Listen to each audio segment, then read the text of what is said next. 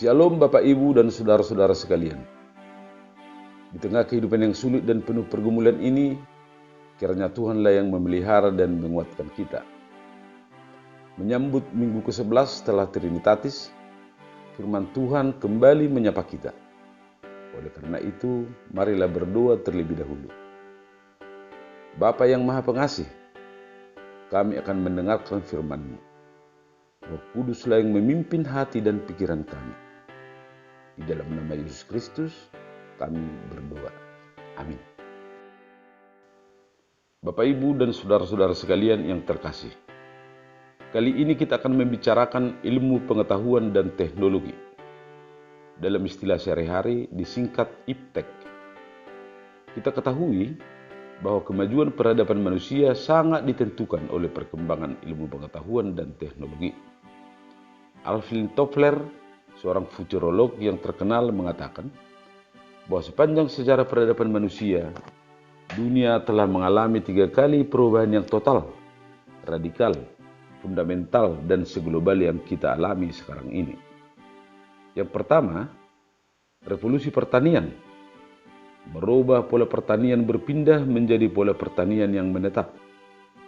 Otomatis ini mengubah pola hidup yang nomaden menjadi pola hidup yang menetap. Pola itulah yang membentuk desa, yang kemudian bertumbuh menjadi kota, dan selanjutnya membentuk negara. Kemudian terjadilah revolusi industri pada awal abad ke-20, dengan ditemukannya mesin uap oleh James Watt. Dengan ditemukannya mesin, manusia tidak lagi tergantung pada tangan dan kakinya saja. Industri bertumbuh pesat. Kapal laut bermesin dan pesawat terbang mulai diproduksi. Jarak ratusan bahkan ribuan kilometer dapat ditempuh dalam waktu yang lebih singkat. Globalisasi gelombang kedua membawa perubahan yang luar biasa. Kemudian terjadilah globalisasi gelombang ketiga yang ditandai dengan mencairnya, hilangnya, dan lenyapnya batas pemisah antar negara, antar manusia. Dunia semakin menyatu, bisnis bertumbuh cepat, dan profesionalisme menjadi keharusan. Perlu kita ketahui bahwa pilar utama penyokong proses globalisasi itu adalah ilmu pengetahuan dan teknologi. Dampak positif dari perkembangan ilmu pengetahuan dan teknologi sudah jelas bagi kita. Akan tetapi tidak bisa dipungkiri bahwa kemajuan ilmu pengetahuan dan teknologi itu juga menimbulkan dampak yang negatif bagi kehidupan manusia. Apakah dampak negatif dari teknologi bagi kita? Apakah dampak kemajuan teknologi bagi nilai-nilai Kristiani? Pertanyaan itulah yang menjadi pergumulan bagi kita, juga bagi gereja sebagai persekutuan orang-orang yang percaya. Untuk itu, kita akan mendengarkan dan menelaah firman Tuhan dari kitab Kejadian pasal 11, ayat 1 sampai dengan ayat yang ke-9. Nats ini adalah epistel pada minggu ke-11 setelah Trinitatis, dengan topik pengendalian diri terhadap teknologi. Mari kita dengarkan Bapak, Ibu, dan saudara-saudara sekalian. Saya akan membacakannya untuk kita. Judul perikop, Menara Babel. Adapun seluruh bumi, satu bahasanya dan satu logatnya. Maka berangkatlah mereka ke sebelah timur dan menjumpai tanah datar di tanah Sinear. Lalu menetaplah mereka di sana. Mereka berkata seorang kepada yang lain, marilah kita membuat batu bata dan membakarnya baik-baik. Lalu batu bata itu pun dipakai mereka sebagai batu, dan tergala-gala sebagai tanah liat. Juga kata mereka, marilah kita dirikan bagi kita sebuah kota dengan sebuah menara yang puncaknya sampai ke langit. Dan marilah kita cari nama, supaya kita jangan terserak ke seluruh bumi.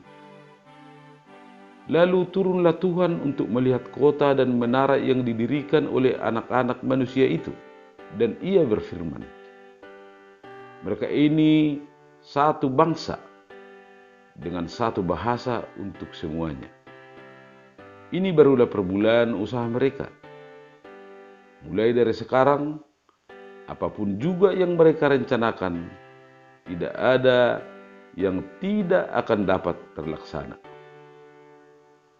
Baiklah kita turun dan mengacaubalaukan di sana bahasa mereka, sehingga mereka tidak mengerti lagi bahasa masing-masing.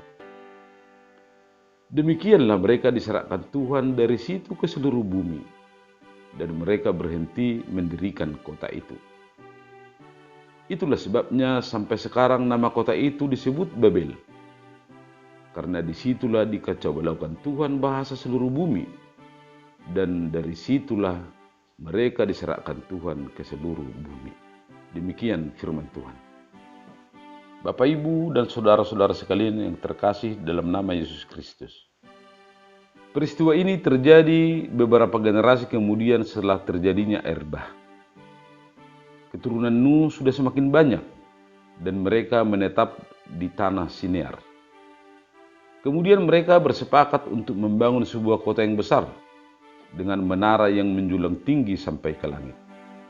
Mereka mendesain kota tempat tinggal mereka sedemikian rupa supaya mereka tetap dapat berkumpul, tidak terserak ke seluruh bumi, dan supaya dengan itu termasihurlah mereka di kemudian hari.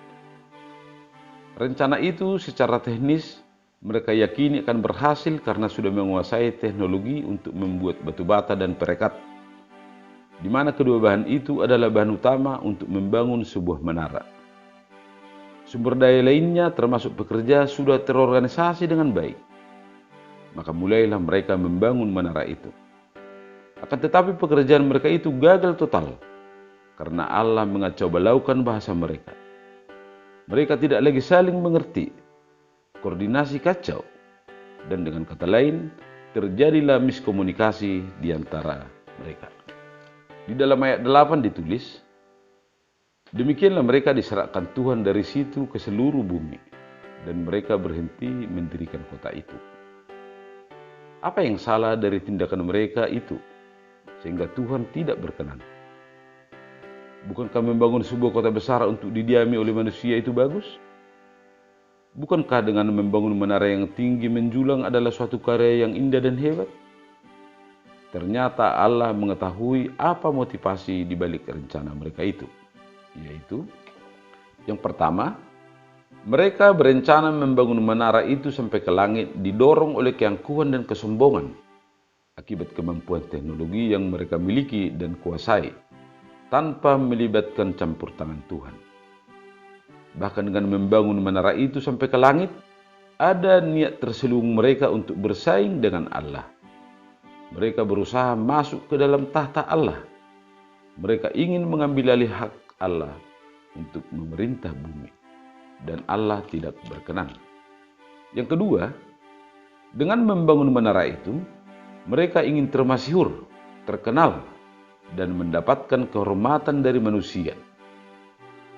Dengan kemasyhuran itu, mereka ingin menguasai bumi, menentukan sendiri apa yang ingin mereka dapatkan tanpa keterlibatan Allah di dalamnya.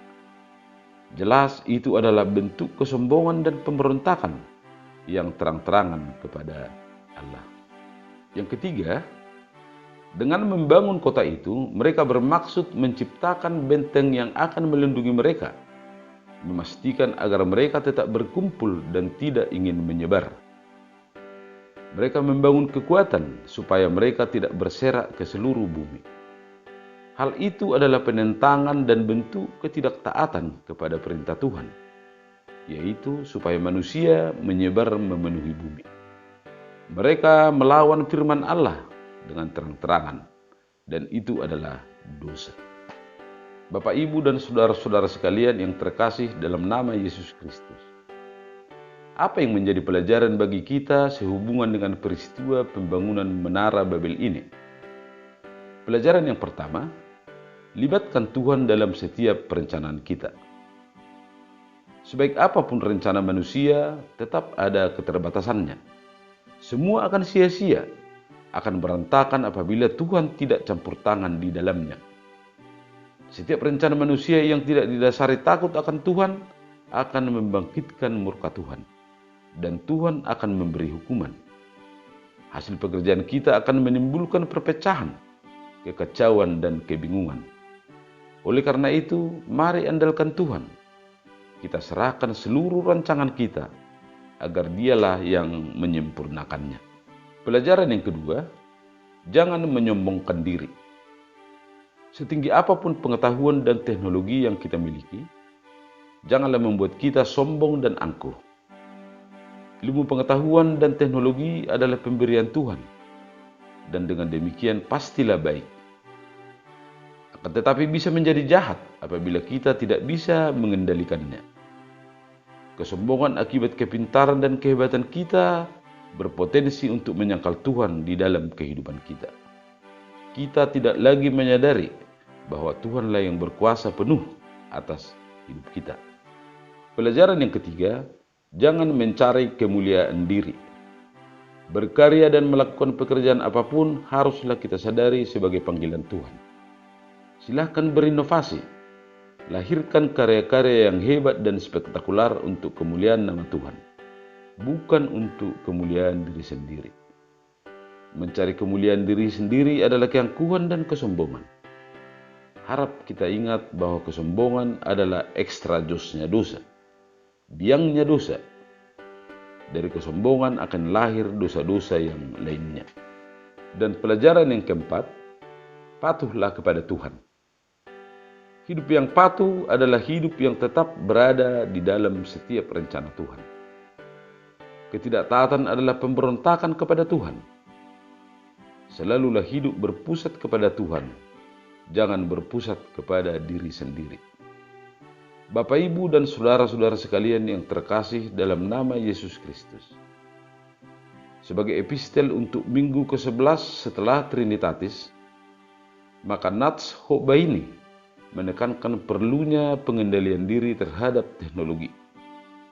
Teknologi haruslah bertujuan untuk memuliakan Tuhan, bukan menjadi alat untuk memuaskan ambisi dan nafsu kedagingan kita. Kemajuan teknologi harus mendatangkan damai sejahtera bagi manusia. Di dalam surat Roma pasal 14 ayat 19, Rasul Paulus berpesan, sebab itu, marilah mengejar apa yang mendatangkan damai sejahtera dan yang berguna untuk saling membangun. Demikian firman Tuhan. Artinya, kita harus berpikir positif terhadap teknologi dan menggunakannya untuk tujuan yang positif. Kiranya firman Tuhan ini mencerahkan hati dan pikiran kita. Kiranya Tuhan memberkati kita. Amin.